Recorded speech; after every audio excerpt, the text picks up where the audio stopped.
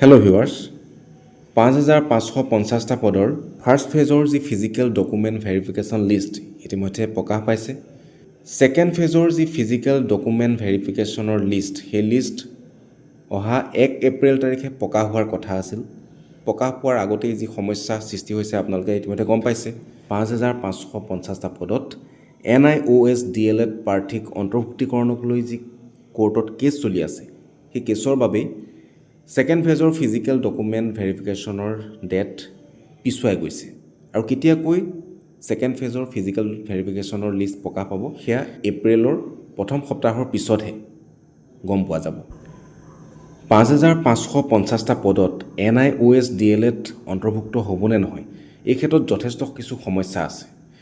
সমস্যাবিলাক এনেধৰণৰ, যেতিয়া এডভাৰটাইজমেণ্টটো প্ৰকাশ পাইছিলে সেইখিনি সময়ত কিছু সংখ্যক NIOS DLED প্ৰাৰ্থীয়ে এপ্লাই কৰিছিলে, কিন্তু কিছু সংখ্যকে এপ্লাই নকৰিলে।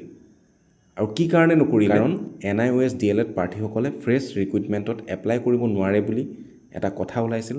আৰু লগতে এডভাৰটাইজমেণ্টত এটা কথা উল্লেখ আছিল, যিটো এডভাৰটাইজমেণ্ট ২৬/১২/২০২৩ত যি ৫,৫৫০টা পদৰ এডভাৰটাইজমেণ্ট প্ৰকাশ পাইছিল সেই এডভাৰটাইজমেণ্টৰ সময়ত এটা কথা উল্লেখ আছিল, ২ বছৰৰ BEd অথবা DLED নাথাকিলে এপ্লাই কৰিব নোৱাৰিব।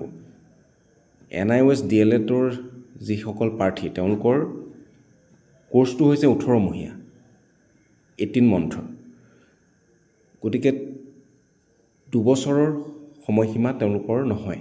সেইকাৰণেই বহুতে এপ্লাই কৰা নাছিলে।